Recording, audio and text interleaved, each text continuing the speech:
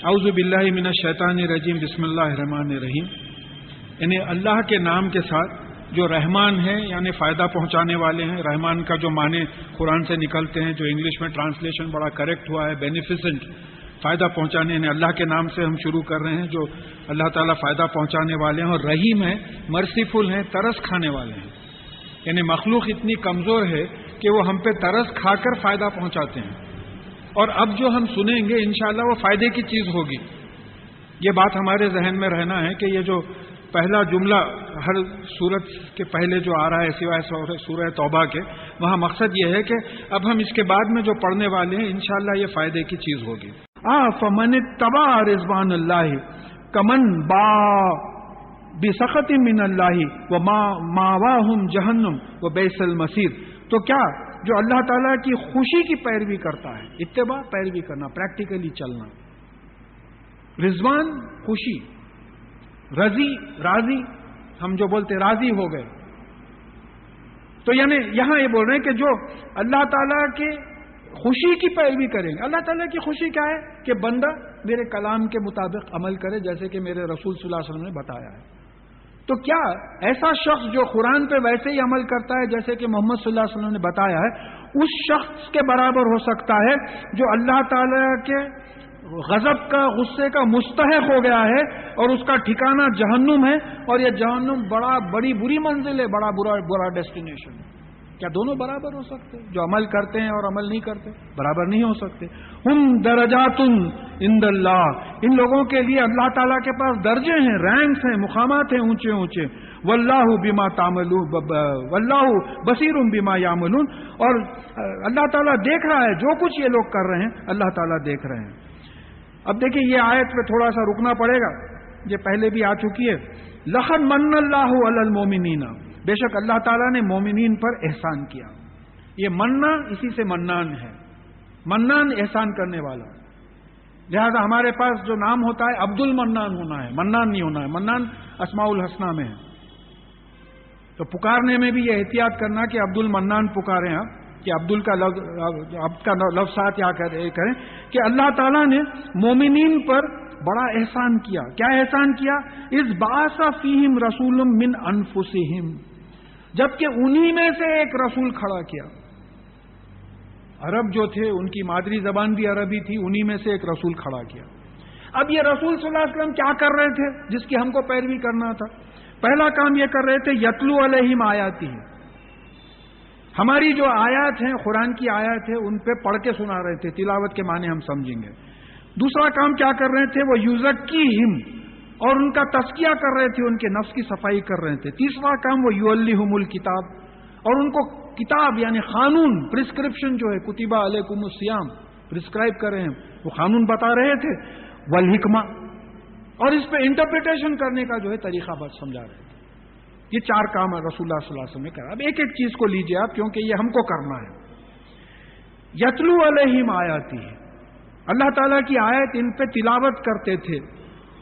اب سورہ شمس میں بار بار کوٹ کرتے چلے جاتا ہوں کہ وَالشَّمْسِ وَضُحَاهَا وَالْقَمَرِ إِذَا تَلَاهَا، سورج کی قسم اور اس کی روشنی کی قسم، اور چاند کی قسم جب سورج کی روشنی کو تلاہا ریفلیکٹ کرتی ہے، پلٹاتی ہے. تو تلاہا تے لام واو جو مادہ ہے اسی سے لفظ تلاوت ہے. تو تلاوت میں ریفلیکشن کا سینس ہے. دیکھیے قرات ہے، ایک قاری صاحب بغیر قرآن دیکھے کہ قرات کر رہے، قرات ہے. تلاوت کیا ہے؟ آپ دیکھ کے قرآن پڑھ رہے ہیں. رسول اللہ صلی اللہ علیہ وسلم کی تلاوت کیا تھی جو ہم کو کرنا ہے؟ قرآن ایسا پڑھو، ایسا سمجھو، ایسا عمل کرو کہ آپ خود قرآن کو ریفلیکٹ کرو. یہ تلاوت قرآن ہے. اب سماعت قرآن چل رہا ہے، تراویح چل رہی ہے، ایک رات میں 10 پارے ختم ہو رہے ہیں، ایک رات میں پورا قرآن ختم ہو رہا ہے. ایک رکعت میں سنا دو پورا قرآن، آدھی رکعت میں آدھا قرآن، آدھی رکعت میں آدھا قرآن ختم ہو رہا ہے. مگر یہ تلاوت نہیں ہو رہی نا. یہ جو سمجھنا ہے ہم کو، قرآن کو پڑھنا ہے، سمجھنا ہے، سمجھ کے قرآن کو ریفلیکٹ کرنا ہے. یہ اور بات ہے کہ وہ ٹی وی دیکھنے سے، غلط گپا مارتے میں، غلط کامہ کرنے سے بہت بہتر ہے کہ نماز میں مسجد میں جب بندہ ٹھہرتا ہے تو نماز کا اس کو ثواب ملتا ہے. یہ بہترین عمل ہو رہا ہے. اب اس کے ساتھ تھوڑی سی محنت اگر کر لیں اور اس دن کا ترجمہ پڑھ کے چلے جائیں تو انشاءاللہ قرآن کا بھی ریویژن ہو جائے گا.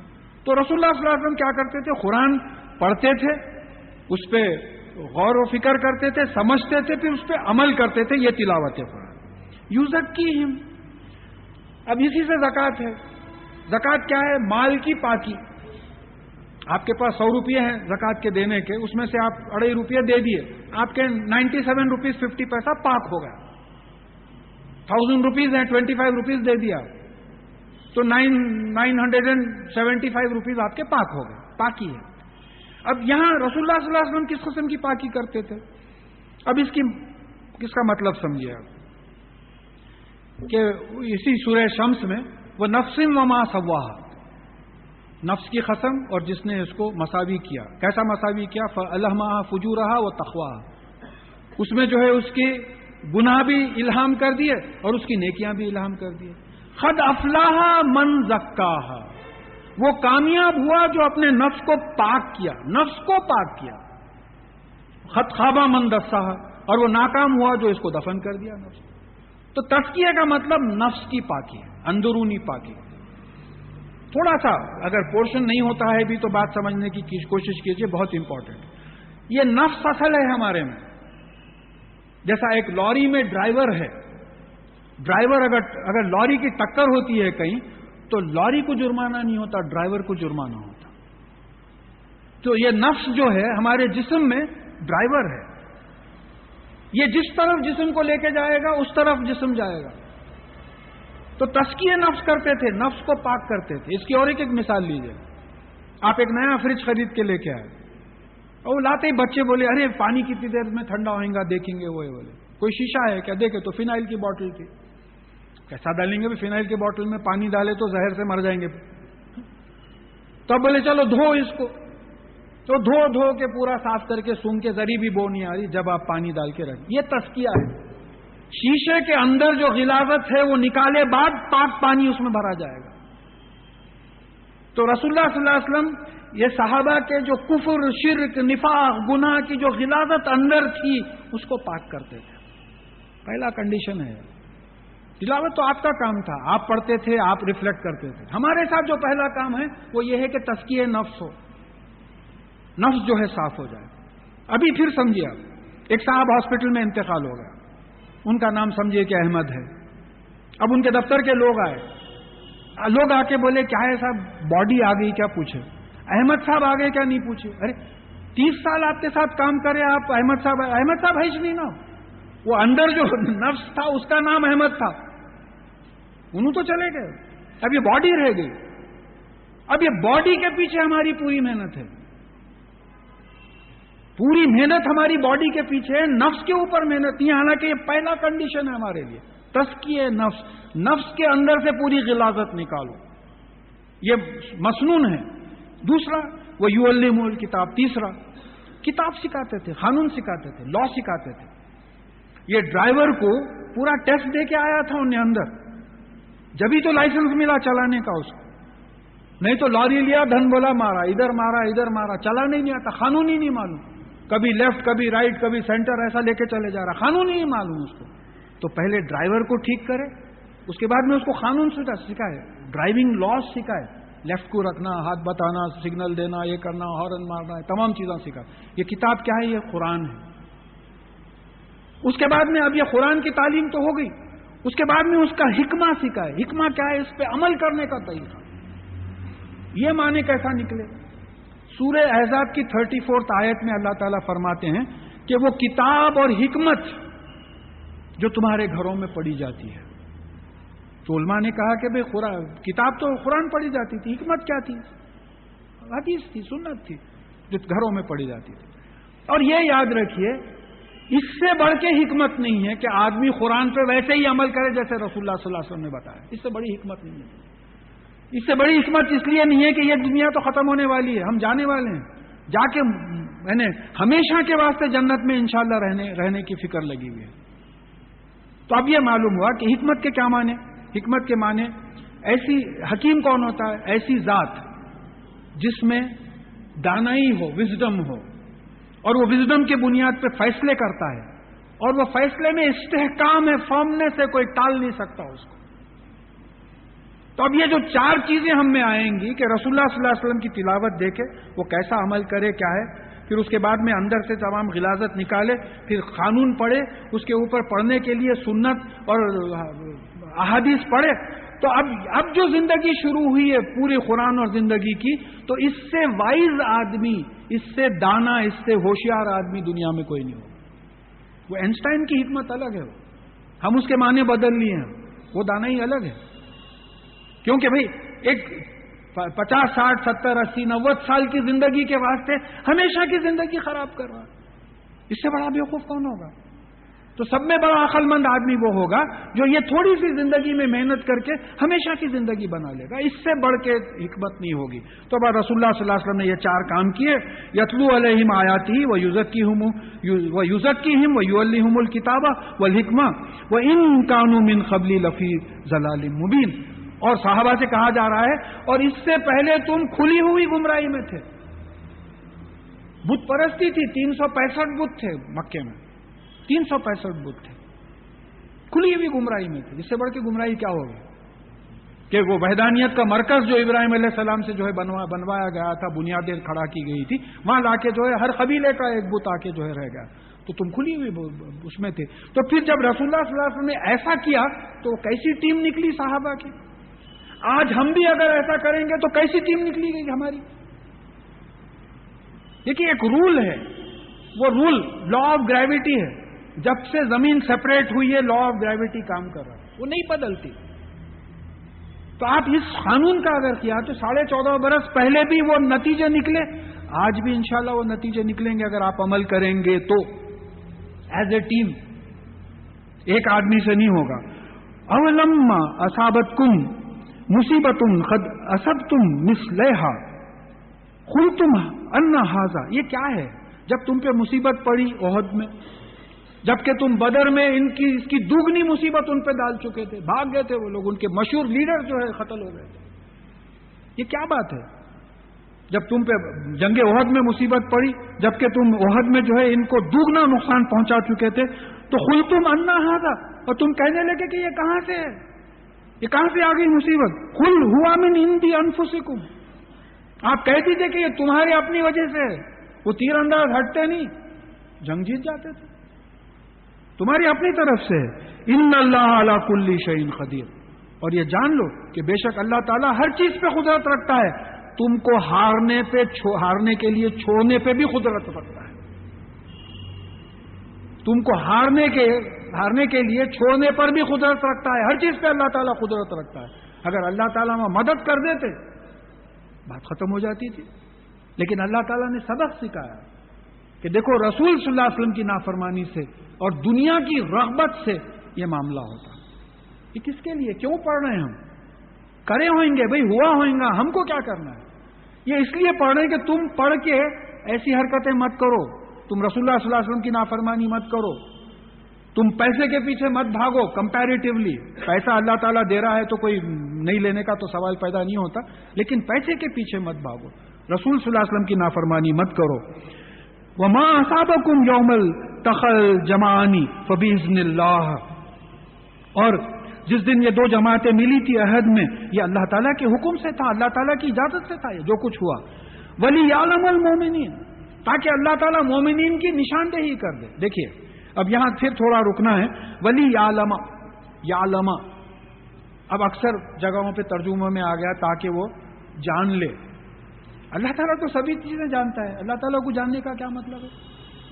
اللہ تعالیٰ کو ہر چیز معلوم ہے. یہ عین لام میم کا جو مادہ ہے، جن کو عربی آتی ہے وہ بات سمجھیے کہ عین لام میم کا جو مادہ ہے، اس سے علیمہ، لام پہ زیر اگر آیا، علیمہ کا مطلب اس نے جانا. لام پہ اگر زبر آ گیا، علمہ کا مطلب اس نے نشاندہی کی، ہی مارکڈ آؤٹ.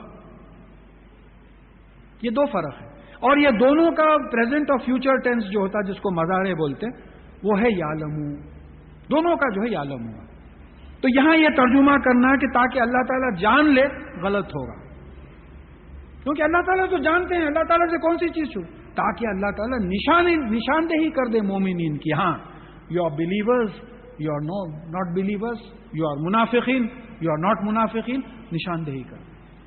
تو تاکہ اللہ تعالیٰ یہ جو کچھ ہوا جنگ احد وغیرہ میں، تاکہ اللہ تعالیٰ نشاندہی کر لے وَلِيَعْلَمَ الَّذِينَ نَافَقُوا، اور تاکہ منافقین پہ نشاندہی کر دے. 300 پلٹ گئے تھے، نشاندہی ہو گئی انہیں. چلو نکالو ان لوگوں. عبداللہ بن ابی کے ساتھ جو ہے 300 منافق پلٹ گئے تھے، نشاندہی ہو گئی. اگر جنگ احد نہیں ہوتی تو معلوم ہی نہیں ہوتا تھا کہ منافق کون ہے، کھل کے نہیں آتی تھی بات. اللہ تعالیٰ کو تو معلوم تھا منافق کون ہے. یعلمو کا ترجمہ بول رہا ہوں میں. اللہ تعالیٰ کو تو معلوم ہے منافق کون ہے، مومن کون ہے، کافر کون ہے. اگر یہ جنگ احد نہیں ہوتی اور یہ منافقین کی 300 کی ٹیم پلٹ نہیں جاتی تو نشاندہی کیسا کی جاتی کہ یہ منافقین ہے. تو منافقین کی بھی نشاندہی ہوگی. وَقِيلَ لَهُمْ تَعَالَوْا قَاتِلُوا فِي سَبِيلِ اللَّهِ أَوِ ادْفَعُوا، اور جب ان منافقین سے کہا گیا ہے کہ آؤ اللہ کی راہ میں جنگ کرو اور کم از کم ان کو ہٹاؤ، یہاں سے بھگاؤ، تو خالو لو نعلم قتالا لاتبعناہم، تو انہوں نے کہا کہ اگر ہم کو جنگ لڑنا آتا تو ہم آپ کی اتباع کرتے تھے، پیروی کرتے تھے. تو اللہ تعالیٰ فرما رہے ہیں کہ ہم للکفر یومئذ اقرب منہم للایمان، یہ لوگ اس دن کفر سے زیادہ قریب تھے بنسبت ایمان کے. دیکھیے اب یہاں ایک بات مل گئی میتھمیٹیکل. ایک ایکسٹریم فرما برداری ہے ایمان، ایک ایکسٹریم کفر ہے، نافرما برداری ہے، کسی چیز کو نہیں ماننا. ایک رسول اللہ صلی اللہ علیہ وسلم کی مثال یہاں مل جاتی، پیغمبروں کی، نبیوں کی مثال مل جاتی. ادھر کافروں کی، فرعون، نمرود وغیرہ ان لوگوں کی مثال مل جاتی ہے. اب اس کے بیچ میں ہے ہماری کیفیت جو ہے. اب یہ مکسچر ہے، جیسا میتھمیٹکس کوئی اسٹوڈنٹس ہیں تو 2 اینڈز لے کے گراف اتارے آپ کا پوزیشن کہاں ہے، تو معلوم ہوا کہ تھوڑا ایمان ہے مگر بہت زیادہ کفر کی کیفیت ہے، کئی چیزوں میں نافرمانی کرتے. اپنا پوزیشن اگر گراف پہ ڈھونڈنا ہے تو بعض لوگ ہیں جن میں ایمان زیادہ ہے، بعض لوگ ہیں جس میں کفر، انکار زیادہ ہے، فرما برداری زیادہ ہے، انکار زیادہ ہے. تو یہ منافقین کی کیفیت کیا تھی؟ یہ کفر کے زیادہ قریب ہو گئے تھے بنسبت ایمان کے.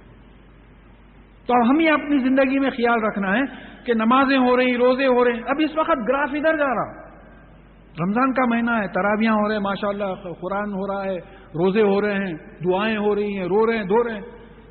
تو اب اس وقت گراف ادھر جا رہا ہے، ایمان کے قریب ہے. ادھر رمضان کا مہینہ ختم ہوا، اس دن اگر جمعہ بھی رہا تو جمعے کی نماز میں 2 صف نہیں ملتے. اب گراف ادھر چلے گا. تو قرآن کی آیت سے بھی یہ بات ثابت ہے کہ ایمان بھی گھٹتا بڑھتا ہے، کفر بھی گھٹتا بڑھتا ہے. تو ایسی محفلوں میں بیٹھنے سے تھوڑی پالش ہوتی، ایمان بڑھتا. یہ بالکل بات ثابت ہے کہ اللہ کے ذکر سے، قرآن پڑھنے سے، قرآن سننے سے یہ بات جو ہے ایمان بڑھتا. تو یہ لوگ جو ہے کفر سے زیادہ قریب تھے. اچھا اس کی ثبوت کیا ہے؟ یقولون بافواہہم ما لیس فی قلوبہم، یہ اپنی زبانوں سے وہ باتیں کہہ رہے تھے جو ان کے دلوں میں نہیں تھی. یہ نفاق کی کیفیت ہے. نفاق کو کیسا پہچانیں گے آپ؟ اپنے میں بھی پہچان لے سکتے آپ. دل میں نہیں ہے بات. آپ کل آ رہے ہیں نا؟ ہاں آ رہا ہوں. نہیں آنا، انشاءاللہ بولو. ہاں انشاءاللہ میں آ رہا ہوں، حالانکہ اندر یہ ہے کہ انشاءاللہ میں نہیں آؤں گا. تو آپ منہ سے ایک بات کر رہے ہیں، دل میں ایک بات ہے. نفاق کی کیفیت ہوگی. تو نفاق دیکھیے پھر وہی بات آ رہی، یہ لوگ ایسا کرے ہیں، بھئی ہم کو کیا کرنا ہے اس سے؟ ہم کو کیوں سنا رہے ہیں آپ؟ یہ قرآن ہم تک کیوں لے کے آیا؟ اس واسطے کہ تم غور کرو، یہ لوگوں کی یہ کیفیت تھی، تم ایسی کیفیت سے، ایسی خراب کیفیت سے بچو. دل میں جو بات نہیں ہے منہ پہ مت لاؤ اس کو.